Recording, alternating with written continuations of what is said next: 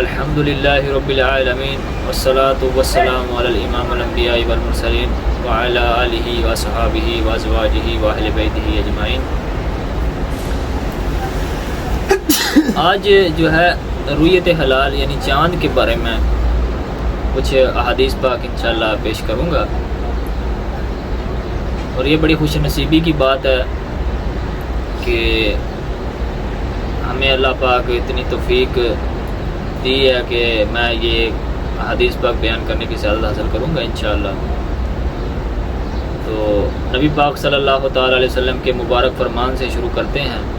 نبی پاک صلی اللہ تعالیٰ علیہ وسلم نے فرمایا کہ جو مجھ پر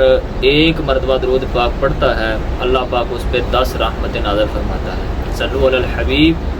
صلی اللہ تعالیٰ علی محمد صلی اللہ علیہ وسلم۔ چاند کے حوالے سے میں بات کرنی تھی۔ پچھلے سال اس طرح ہوا کہ چاند دیکھے، یعنی کچھ خبر نہیں چاند کی، تو عید کروا دی، اس سے روزہ بھی ایک خراب ہوا، یعنی فرض روزہ بھی گیا، اور جن کی وجہ سے گیا ان کا گناہ بھی ان کے اوپر ہے، جتنے لوگوں کا گیا نمازیں بھی گئی۔ تو لہذا جو چیز شریعت مطہرہ شریعت محمدی صلی اللہ تعالیٰ علیہ وسلم نے بیان کی ہے اسی کے مطابق ہی فیصلے کرنے چاہیے، نہ کہ اپنی منمانی کرنی چاہیے۔ تو شروع کرتے ہیں۔ بسم اللہ الرحمن الرحیم۔ حضرت ابن عمر رضی اللہ تعالیٰ عنہما سے ہے کہ رسول کریم صلی اللہ تعالیٰ علیہ وسلم نے فرمایا کہ جب تک چاند نہ دیکھ لو روزہ نہ رکھو، اور جب تک چاند نہ دیکھ لو افطار نہ کرو، اور اگر ابر یا غبار ہونے کی وجہ سے چاند نظر نہ آئے تو 30 دن کی مقدار پوری کر لو۔ اور ایک روایت میں ہے کہ مہینہ کبھی 29 دن کا ہوتا ہے، بس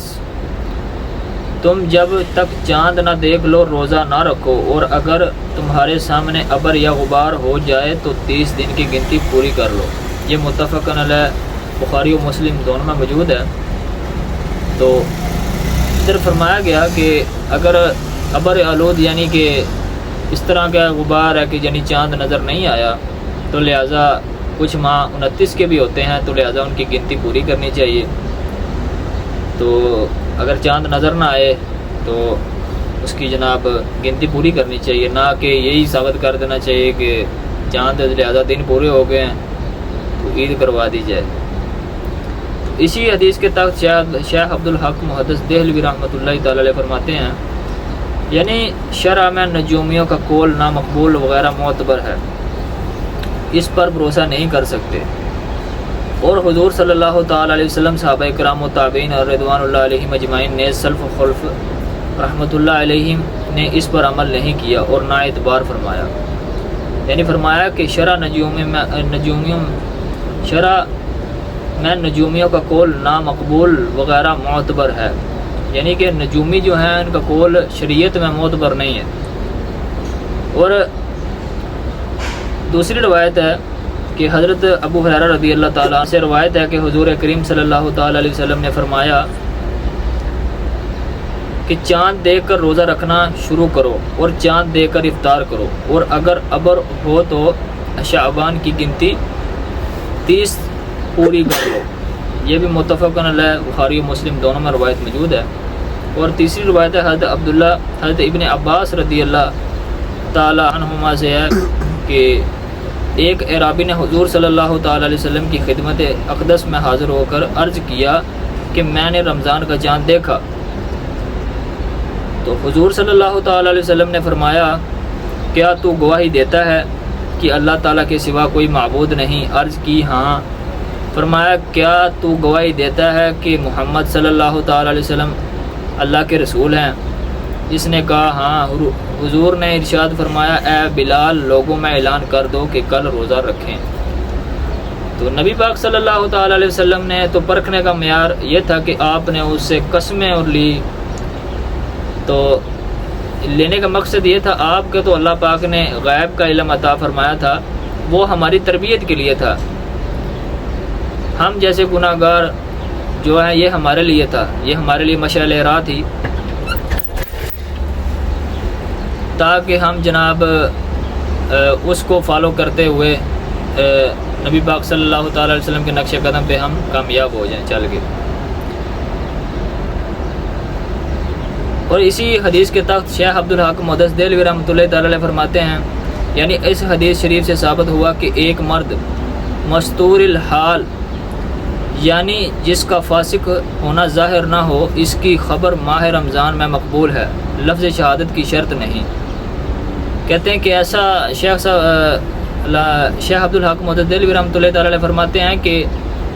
ایسا شخص جس کا فاسق معلن ہونا ثابت نہ ہو، یعنی کہ وہ علانیہ گناہ نہ کرتا ہو، تو اس کی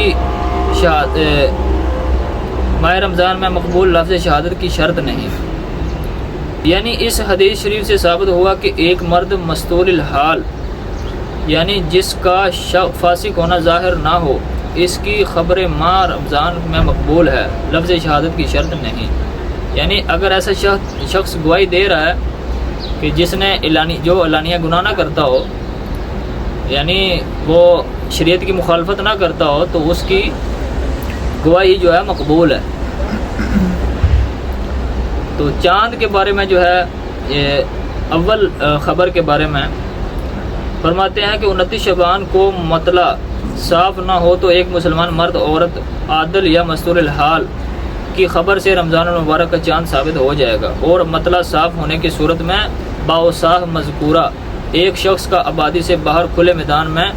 یا بلند مقام پر سے دیکھنا کافی ہے، ورنہ کثیر جماعت چاہیے جو اپنی آنکھ سے چاند کا دیکھنا بیان کرے۔ اول چاند کی خبر، اس کے بارے میں فرماتے ہیں 29 شعبان کو مطلع صاف نہ ہو تو ایک مسلمان مرد یا عورت عادل یا مستور الحال کی خبر سے رمضان المبارک کا چاند ثابت ہو جائے گا، اور مطلع صاف ہونے کی صورت میں باوصاف مذکورہ ایک شخص کا آبادی سے باہر کھلے میدان میں یا بلند مقام پر سے دیکھنا کافی ہے، ورنہ ایک کثیر جماعت چاہیے جو اپنی آنکھ سے چاند کا دیکھنا بیان کرے۔ باقی 11 مہینوں کے چاند کے لیے مطلع صاف نہ ہونے کی صورت میں 2 عادلوں کی گواہی ضروری ہے، اور مطلع صاف ہونے کی صورت میں اتنی بڑی جماعت درکار ہے جن کا جھوٹ پر متفق ہونا عقلاً محال ہو، عقلاً مشکل ہو۔ اس میں فرمایا گیا کہ 29 شعبان کو مطلع صاف نہ ہو تو ایک مرد یا ایک عورت یا ایسا شخص جو شریعت کی مخالفت نہ کرتا ہو، فاسق معلن نہ ہو، تو اس کی گواہی معتبر مانی جائے گی۔ تو اگر مطلع صاف ہو تو اس کے اوپر کثیر جماعت چاہیے جو جس کا جھوٹ کے اوپر یعنی جمع ہونا عقلاً محال ہو، عقلاً مشکل ہو، بندہ تصور بھی نہ کر سکے کہ یہ اتنی جماعت جھوٹ پہ اکٹھی ہو سکتی ہے۔ اچھا، اس کا جو ہے یہ در مختار مع رد المختار، یہ اسی کی مثل جو ادھر فرمایا گیا بحر الرائق میں۔ اور دوسری شہادت میں ہے کہ یعنی گواہوں نے چاند خود نہ دیکھا بلکہ دیکھنے والوں نے ان کے سامنے گواہی دی اور اپنی گواہی پر انہیں گواہ کیا، تو اس طرح بھی چاند کا ثبوت ہو جاتا ہے، جبکہ گواہان اصل حاضری سے معذور ہوں۔ اس کا طریقہ یہ ہے کہ گواہان اصل میں سے ہر ایک 2 آدمیوں میں سے کہیں کہ میری اس گواہی پر گواہ ہو جاؤ کہ میں نے فلاں سن کے فلاں مہینے کا چاند فلاں دن کی شام کو دیکھا۔ پھر ان گواہان فرع میں سے ہر ایک آ کر یوں شہادت دے کہ میں گواہی دیتا ہوں کہ فلاں بن فلاں فلاں اور فلاں بن فلاں نے مجھے اپنی اس گواہی پر گواہ کیا ہے کہ انہوں نے فلاں سن کے فلاں مہینے کا فلاں دن کی شام کو چاند دیکھا، اور انہوں نے مجھ سے کہا کہ میری اس گواہی پر گواہ ہو جاؤ۔ تو یہ دوسری گواہی تھی۔ تو اللہ پاک ہمیں نبی پاک صلی اللہ تعالیٰ علیہ وسلم کی سنت پر عمل کرتے ہوئے لوگوں کی رہنمائی کرنی چاہیے، کیونکہ جو مطلب کہ اس لائق نہیں ہوتے ان کو یہ ڈیوٹیاں لگا دی جاتی ہیں، ان کے تعلقات کی وجہ سے نہ ان کا علم دیکھا جاتا ہے، تو وہ اسی طرح جو روزے خراب ہوتے ہیں، جو